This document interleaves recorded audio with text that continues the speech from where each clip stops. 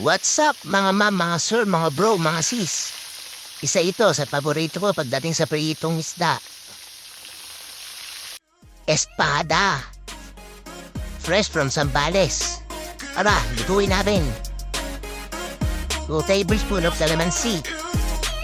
1 teaspoon of salt. 1 teaspoon of pepper.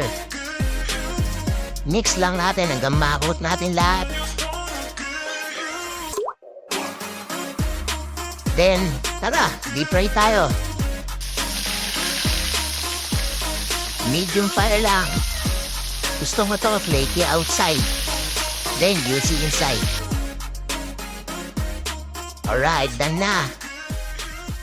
Panaguhugas ako ng gulay or prutas, lalagay ko muna sa water na may vinegar para mawala lahat ng chemical na manggagaling sa fertilizer.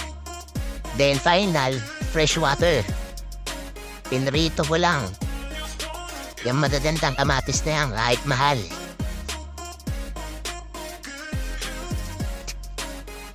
Yan, all goods. Iwa ko na kalamansi, sili, toyo, para sa sausawan. Tapos yung pinirito kong kamatis, dudurugin ko lang dyan. Yun na ang magiging sausawan ko.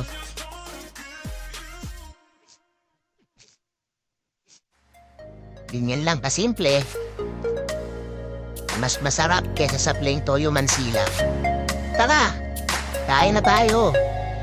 Mga ma'am, mga sir, mga bro, mga sis. Let's go!